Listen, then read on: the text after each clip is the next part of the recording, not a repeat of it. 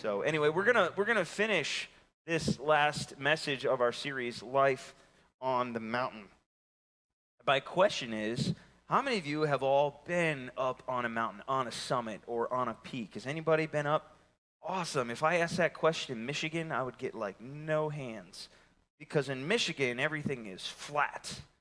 Okay? Unless you're in the Upper Peninsula, there's like the Porcupine Mountains up there. But where I lived, everything was flat. And I remember one of the first times I got to go to an area where I get to be on somewhat of a mountain, or it felt like it was a mountain. I was in college in Sussex, New Brunswick, Canada, and they had this trail that we could hike. It was about 2 miles long with a 300-foot elevation gain. And I used to love going there. Well, actually, it's Canada, so I probably use like meters or something like that. But anyway, it was a 300-foot elevation gain, and I used to love going there with my friends and looking out over the Sussex Valley. We would journey up there together and then stand on these rock formations and look out over the valley, and you could see absolutely everything for miles. It was great. You would feel so small and realize how big God is. I'm just really excited because there's babies here this morning. So thank you for coming and bringing your babies. We love that.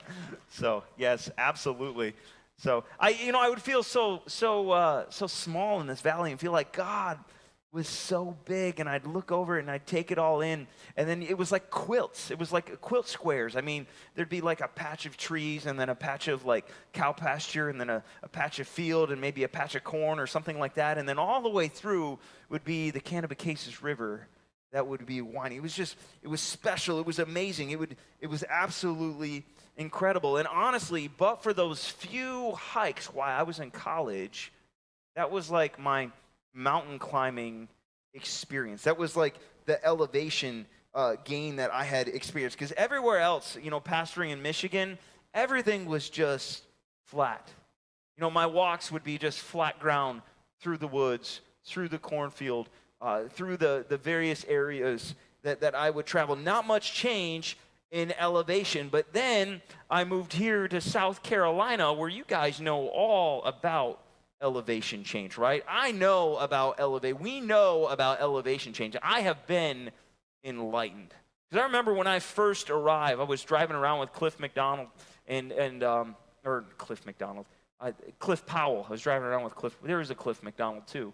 But I was driving around with Cliff Powell in his car, and he was taking me to see all the sights, and we were looking at some houses and stuff like that. And then he took me up to Stump House Tunnel, and the strangest thing started happening as we began our ascent. I would feel like this pressure in my head, like it wanted to explode.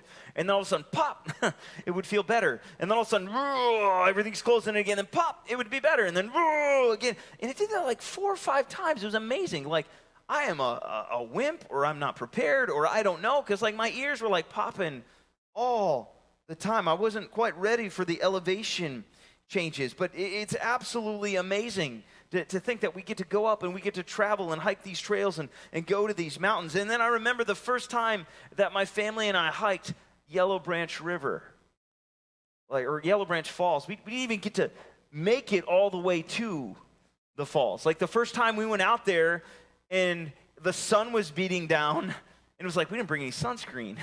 And the kids are there and they've got really light fair skin, so we had to turn back. And the next time we journeyed out and we got quite a distance away, and then we realized we didn't bring any water.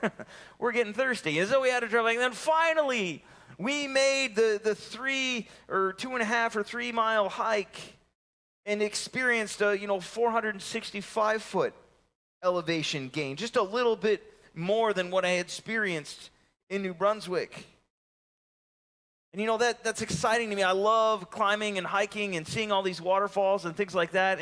And I'm hoping that maybe, just maybe this summer, I can head over to Table Rock and hike that 3 or 4 mile trail and get up to the peak, get up to the summit, and experience that 2,400-foot elevation gain. But before I do that, friends, because I'm not naive, before I do that, I've got some training to do. I need to, thanks for your faith there, Tony. I've got some training to do, because people who reach the peaks of hills and mountains and the ends of long trails They don't all of a sudden one day just decide to be there and oh, I'm going to reach the peak. I'm going to reach the set. There's training and there's preparation that goes into it. I'm going to have to hike Yellow Branch a few more times. I'm going to have to run with my buddy Eric a few more times to get in shape. Because one, I want to enjoy the climb, the hike. And two, I want to be able to get back down once I've made it, right? I don't want anybody calling any helicopters to come fly in. Preacher Tim's up on the mountain. We got to get him off, right? And as I've been reading articles about hiking and climbing, especially any hike or climb with large elevation gains, the experts really emphasize the importance of training, of preparing yourself so you don't have to turn back halfway through, so you can actually make it to the peak or the summit. And one article suggested preparing no less than at least 16 weeks in advance, even earlier if possible. The earlier the better, making sure that you train your body and prepare your lungs with cardio workouts and with interval sessions. I didn't even know what an interval session was. Maybe you don't know what an interval session is, but if you're going to mountain climb, you better learn what it is because you're going to need it to train. You're going to have to do strength training and endurance training, as well as exercises to increase balance and flexibility. And the more I read about climbing, the more I discovered how much training and work actually goes into reaching a summit, reaching a peak. People don't just wake up and then all of a sudden, ta-da, they're there, unless they got like a four-wheeler or a mule or a helicopter or something, and they just journey up. No, there's training that is involved. And my friends, as we talk about life on the mountain, as we talk about growing in our relationship with God and doing life with Him, which really is what this whole mountain thing has been symbolic of through our entire series, I think it's important that we ask ourselves and evaluate where we are on the journey. Are we prepared to reach the next peak, the next summit in our relationship with Jesus? Are we content with where we are at spiritually right now? Are we content with where our relationship with God is right now? Have we trained enough? Have we prepared enough? And maybe some of us are, given where we have been, given where we've come from, maybe we feel like we're far enough in that journey. And if you're like me, maybe you've been following Jesus for like 30 years. You're like, yeah, I'm doing pretty good. Or maybe following Jesus is a new thing. You're like, I'm not even sure what all this is about. But whether it's 30 years or whether it's 3 days, when I ask myself that question, am I happy where I'm at in my relationship with Jesus? The answer is always no. Because there's so much more. There's another peak. There's another summit. There's another place to get. We can always go further and higher and deeper in our relationship with God. There's more room to grow. This isn't all there is. There's another summit. There's another peak ahead. And today, that's really where we're going in our discussion. We're going to look at another passage of Scripture just one more time that really gives us some insight on how to reach the next peak in our relationship with Jesus. How to go or grow deeper in our faith in Him.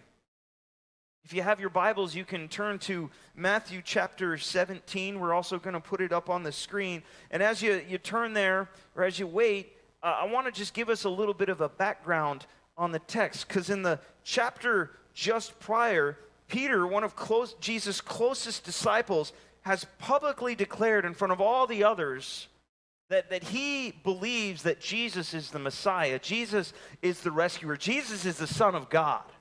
Right? They're having this conversation, and Jesus is like, who do you say that I am? And some are like, well, you're this good person, and you're this good person. Or some say you're this prophet, and you're really high up there on the religious scale. And Peter says, no. Jesus, you're the Messiah. You're the Son of God. And Jesus says, attaboy, Peter. You get it. He gives him that big old pat on the back, and Peter's feeling pretty good about himself. He likes the way that Jesus has acknowledged him in front of his buddy. We like being like, yeah, you got it right. Good job, right? Yeah, he knows what he's talking about. She knows what she's talking about. We like that. We like that kind of affirmation. That was a pretty big statement for him to make. But just a short while later, Jesus begins to explain to his disciples a little bit about what this actually means. And so he starts talking to them about how he's got to go to Jerusalem and suffer at the hands of the religious leaders, and he's going to die. And they're like, James, did you hear what he just said? He said he's going to die. He knows what that means, right? Like, that's the end. You don't come back from that. And then Jesus is like, well, I'm going to come back to life. And they're like, wait, Jesus? Are you sure you know what we're talking about here? And for them, that was confusing. That would be confusing for anyone. I mean, imagine the person next to you just leaned over and said, hey, I'm going to die this afternoon, and then I'm going to come back to life tomorrow. You're like, I'm not sure you understand what death is, right? I mean, some of us, we're planning on going home and taking a nap maybe later today. We're going to lie down, and we're going to be dead to the world for like 4 hours, and then we're going to get back up, right? If people just died every day and then got back up a few days later, that's what we'd call it. We'd call it a nap. But Peter, he's hung up on this. He can't get past the thought of Jesus dying, and so he speaks up and he says, Lord, never, this is not going to happen to you. You're the Son of God. And Jesus rebukes Peter and says, no, Peter, you don't have in mind the things of God. You have in mind the things of human beings. And it's at this point that we begin to realize, as does Peter, that he's got more to learn. He doesn't have it all figured out yet. He hasn't arrived. He hasn't reached the peak, even though he's come to this pretty cool conclusion about who Jesus is and declares it publicly. Even though he got his attaboy, you're on the right path, right? He hasn't peaked. He hasn't reached the summit in his relationship with Jesus, doing life on the mountain. Yeah, he took a pretty big step, but it was just a step. There's more to go, and that's what we see happening in chapter 17, where the scripture says, after 6 days, Jesus took with him Peter, James, and John, the brother of James, and led them up a high mountain by themselves. There he was transfigured before them. His face shone like the sun, and his clothes became as white as the light. Just then there appeared before them Moses and Elijah, talking with Jesus. Peter said to Jesus, Lord, it's good for us to be here. If you wish, I'll put up 3 shelters, one for you, one for Moses, and one for Elijah. And while he was still speaking, a bright cloud covered them, and the voice in the cloud said, this is my son whom I love. With him I'm well pleased. Listen to him. When the disciples heard this, they fell face down to the ground. They were terrified, but Jesus came and touched them. Get up, he said, don't be afraid. And when they looked up, they saw no one except Jesus. And as they were coming down the mountain, Jesus instructed them, don't tell anyone what you've seen until the Son of Man has been raised from the dead. Don't tell anybody what you see until I get up from my nap, okay? The disciples asked him, why are the teachers of the law, why do they say that Elijah must come first? Jesus replied, to be sure, Elijah comes first and will restore all things. But I tell you, Elijah has already come, and they did not receive him, but have done to him everything they wished. And in the same way, the Son of Man is going to suffer at their hands. And then the disciples understood that he was talking to them about John the Baptist. And friends, with all that's going on here, and with all the different directions that we could go in this text, I want to remind us of a couple things that we're seeing. A couple things that have to do with how to reach that next peak, that next summit, that next step in our relationship with Jesus. Because what we're seeing here in this text is a glimpse of the disciples' journey with Jesus, a glimpse of doing life on the mountain. And right away, what we notice here in chapter 17, verse 1, and really, if you read the Gospels, what you notice all the way through is that when the disciples journey with Jesus, when they go about growing in their relationship with Jesus, it's not by themselves. They don't do it alone. They don't climb the mountain here with Jesus in this text alone. You know, physically, there's 3 of them present, Peter, James, and John, and they're with Jesus. And, it seems like I don't know, like a a small detail in the passage. But I think it's really important to understand. I think there's huge implications when we understand journeying together and the part that it plays in reaching the next peak in our relationship with Jesus. That if we want to go further and farther in our relationship with him, we need to understand that we need to follow Jesus together. I'm going to say some things this morning that sound pretty simple and might have that temptation to say, well, I already know that. And the thing is, we may already know these things that we're talking about, but it's important for us to hear them again. I heard this statement for the first time last summer. I'll never forget it. If you want to go fast, go alone. If you want to go far, go together. Forget who told me that statement, but I'll never forget it. And you'll probably never forget it either because I'm going to repeat it. And I hope it gets really annoying. So annoying that it sticks in your mind because it's a good reminder. And the context of that statement was given to me in a disciple-making course. Really, if you want to follow Jesus as a disciple and help others grow as disciples, you don't do it by yourself. It might be easier in the short term, or you might go fast in the short term, but in the long term, you don't go as deep, you don't go as far, you don't climb as high, if we can use that language. There's training involved as we follow Jesus. When I think of training, I think of, weightlifting, my senior year of high school in my strength training class. Imagine that. You can take a class in high school and get credit for it where all you do is lift weights. I mean, that's like the coolest thing ever. Sign me up for like 7 of those. Hand me my diploma. I'm in. I remember taking that class. I really enjoyed it. I took it because I needed to get in better shape because wrestling season was approaching. I wasn't planning on climbing a mountain. I was planning getting out on the mat and wrestling some sweaty individuals. I needed it.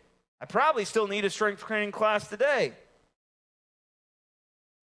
But as I took that class, we had to partner up with different people.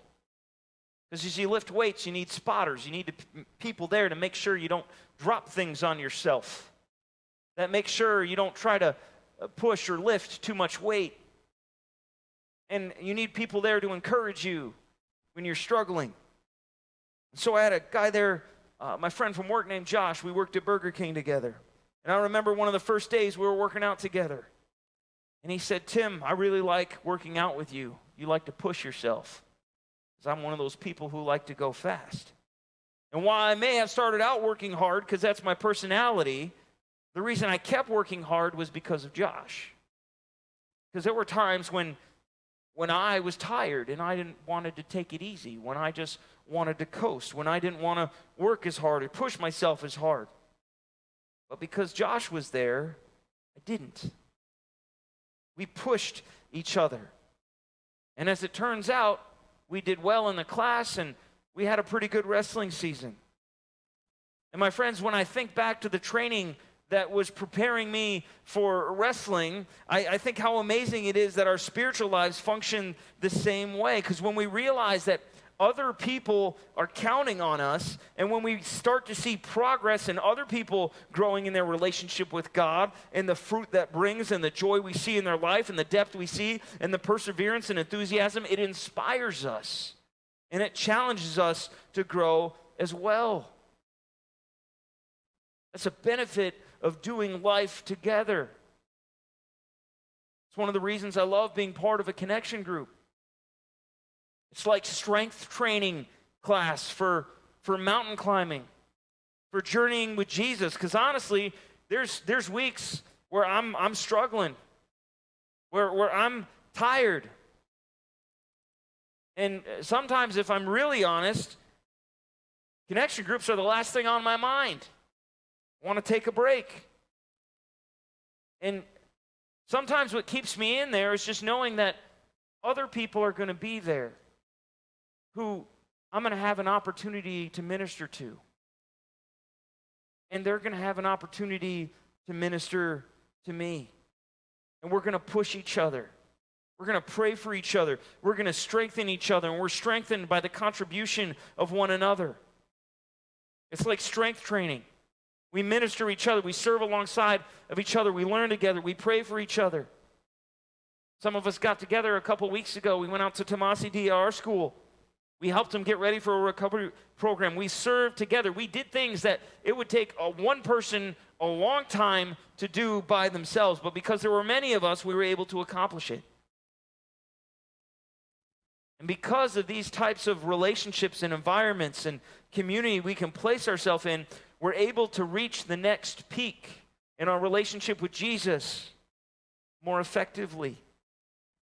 Which makes me ask and causes me to think, in what ways are we as a church placing ourselves in those environments? In what ways is the Holy Spirit nudging us to begin following Jesus together, to find a person to journey or climb the mountain or reach the next summit in our relationship with Him? Because we have ample opportunities. Just over here in the building, there's a kids ministry going on, a place where kids can journey together as they follow Jesus. We have student ministry environments where students can journey together following Jesus. We have women's ministry environments and senior adult environments. And in a couple of weeks, we're going to have a men's ministry environment. We've got connection groups going on. There's no reason in this body, in this church, for us as individuals to have to feel like we have to climb the mountain on our own. We have to reach that next peak with Jesus on our own. There's no reason for that. And let me just say, if you're trying to do it on your own, not only are you missing out on the benefits of journeying together, but others are missing out on the benefits of you journeying with them, on what you have to bring to the table. Because others can be strengthened as you journey with them too. That's why it's important to follow Jesus together. Like I said, this stuff isn't like monumental, like, ooh, I never thought of that before. But sometimes we need to be reminded because we forget. That's just verse 1. Let's go to verse 2. I hope you brought your lunch today. This is where it gets a little crazy. Jesus is transfigured before these guys. The Greek word being metamorpho, meaning to be changed. In other words, his divine nature is physically displayed, and his face shines like the sun, and his clothes become like light. Have you ever looked at the sun or tried to look at the sun?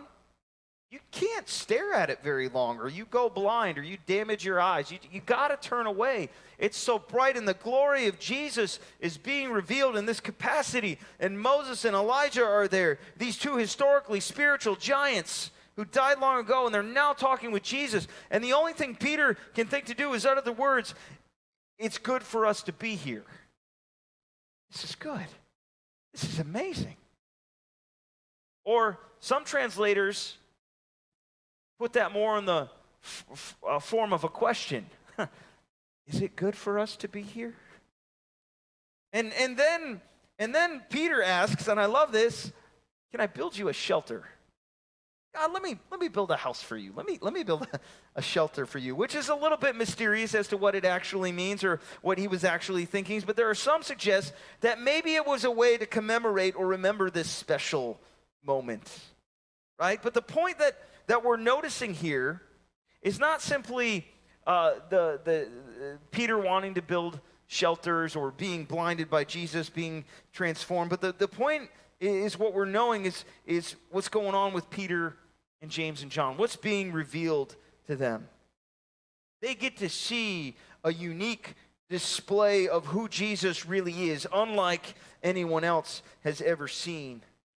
And if his face can glow like the sun and his clothes become like light, and he can talk to such spiritual giants as Moses and Elijah in their recognizable forms, even though they've passed on, then maybe, just maybe, he can do what he said he was going to do and rise from the dead. The truth depicted here, my friends, is that if we're going to go far with Jesus, if we're going to reach the next peak in our relationship with him, sometimes that's going to require us to remind ourselves who Jesus is, to see him for who he really is, and remember what he's really done for us. And honestly, that's why I like notebooks.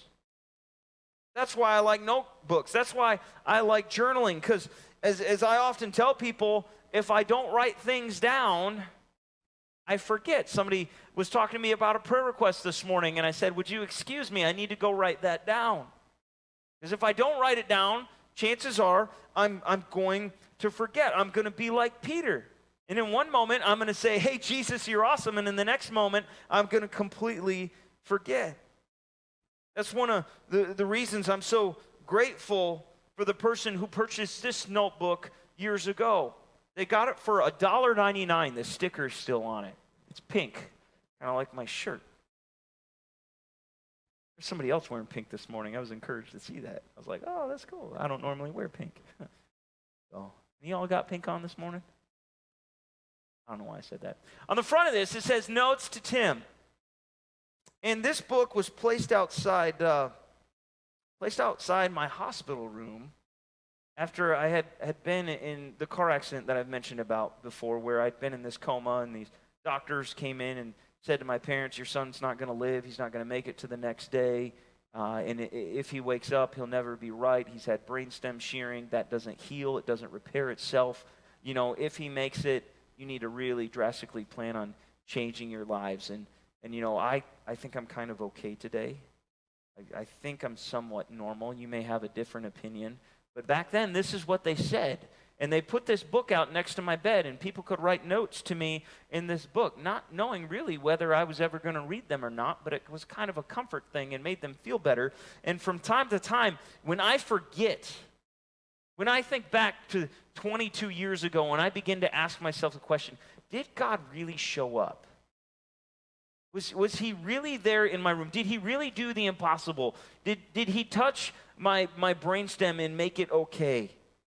Did I really encounter his presence? Or was it just kind of some story that developed over the years? Because, you know, memories fade. Every time I open this book and I read person after person saying, we're praying for you, Tim. We're praying for you, Tim. We're praying for you, Tim. I remember, yes, God showed up and he did the impossible. He really did. He did answer those prayers. And you know what? After Peter saw who Jesus was on the mountain, there goes a pen, and discovered the empty tomb after his crucifixion, and then watched him ascend into the heavens, he couldn't stop talking about it. He couldn't stop talking about it, who Jesus was and what he had done. And so he began writing about it. He wrote a couple of books that are contained in the Bible, 1st and 2nd Peter. And then he talked about it with one of his disciples. And he talked about it so much that disciple had to remember it, had to write it down, and wanted us to remember it too. So he wrote down another book of the Bible that we call the book of Mark. So that when we're at a place where maybe we forget about who Jesus is and what he's done and what his plans is for our lives, we can pick up this book and we can open it and we can read it and we can say, oh yeah, I remember. That's who Jesus is. And honestly, that may be something that we need to practice a little bit more, getting into this notebook, the big notebook, and reminding ourselves who Jesus is, what his plan for our life is, what his big plan is. That's what we do in our connection groups. It's what we do in our various ministry environments. It's what we encourage you to do on a daily basis, to get into the notebook, crack it open, and read about who Jesus is. Remind yourself, get an accurate picture of him. And then if you want to take it a step further, you'll actually get a notebook. Or you'll get a Bible with bigger margins, and you'll begin to write down how the scriptures speak to you, how they've encouraged you and what they've affirmed in your life. You'll take notes, and you'll figure out how you can practically live those things out. Maybe you'll start writing down how God has answered some of your own prayers, and believe me, God answers prayer. And it's not always with a yes. And sometimes that's a good thing. Sometimes that's a good thing. In fact, the reason I'm here standing before you today is because in one of my prayers, God said no.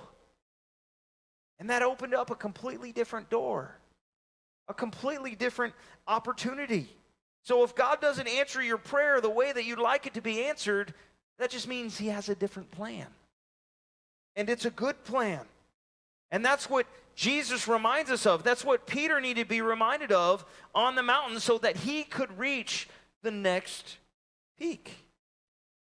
So that he could go further in his relationship with Jesus.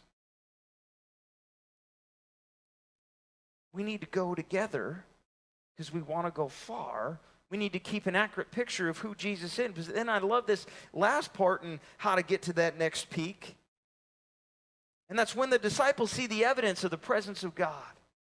There's a bright cloud that has enveloped them on this mountain. The presence of God is so thick. It's like this bright cloud, and the cloud speaks. It says, this is my son. I'm pleased with him. Listen to him. Do what he says. And the disciples at this point, at the awesomeness of God, they're just paralyzed. And they fall face down on the ground. They can't move because they have encountered the awesomeness of God. They're face down in the dirt, afraid. Like the ultimate posture of humility and submission. And friends, I think if we ever truly encounter the holiness of God, this is where we'll find ourselves. Face down before him, because we realize how unworthy we are, that God would even speak to us, that he would even reach out to us, that he would even allow us to be in his presence. And so there's these guys they're laying down in the dirt, they're afraid. They've encountered the awesomeness of the living God. And what happens? Jesus reaches down. He touches them. He says, get up. Get up. Don't be afraid. My friends, that needs to be the reality in our lives if we're going to reach that next peak.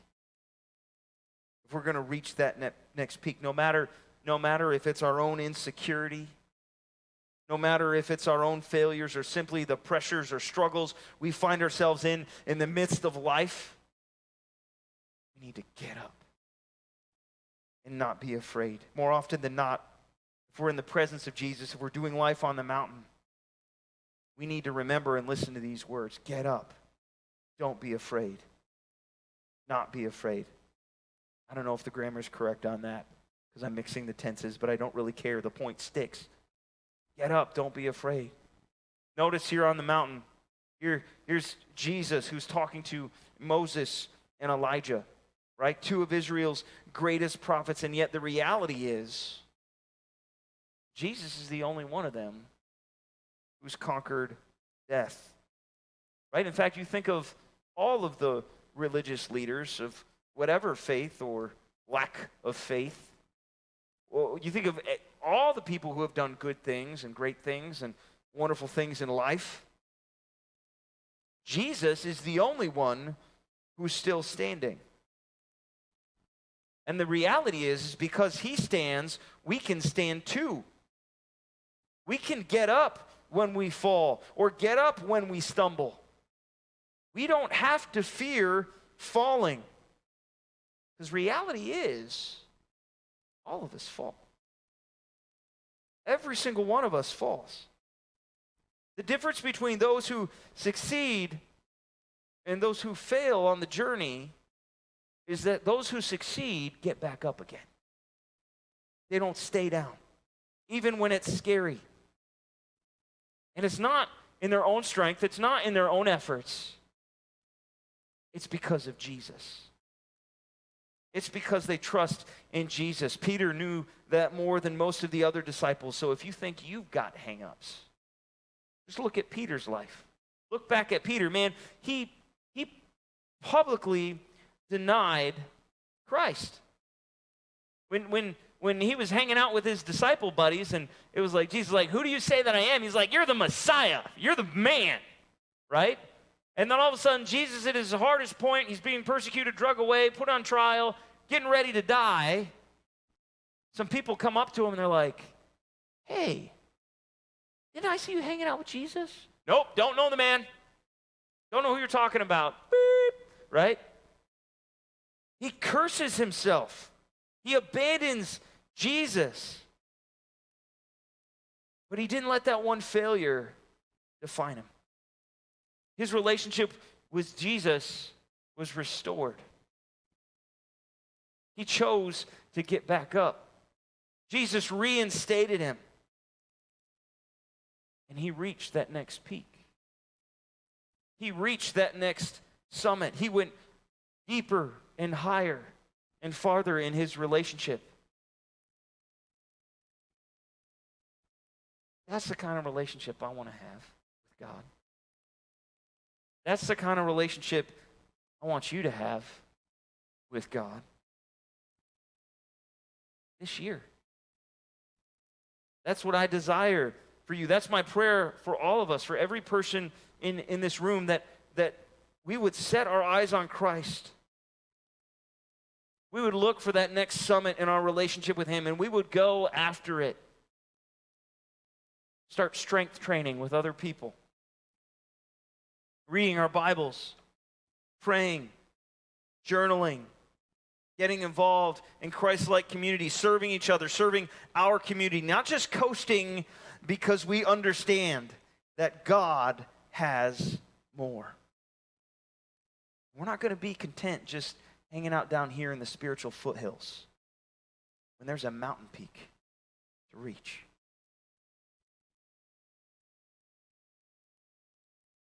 You know, whether we've made a decision to follow Christ or whether we've been following 50 years, the reality is there is always more. There's always more. The question is, do you want it? That's what we have to answer. It's not a question of is it possible. It's a question of, do I actually want it? Do I actually want to experience more of Jesus in my life? Do you want it? Let's go after it together.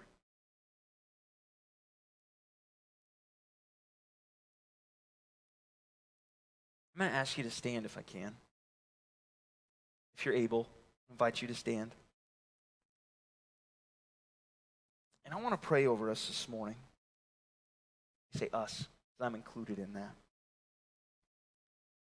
But before I do that, I'd like to speak these words similar to the Apostle Paul over us as a charge. These words are from 1 Corinthians 9:24. Some of them might seem familiar to you. Read that passage, you'll understand what I'm talking about. But I modified them a little bit to fit our context today. Do you not know that in the journey of life, all the climbers climb,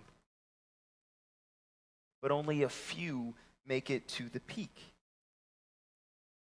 Climb in such a way as to get to the top first. Everyone who begins the journey goes into strict training. They do it with the intention of getting to the top.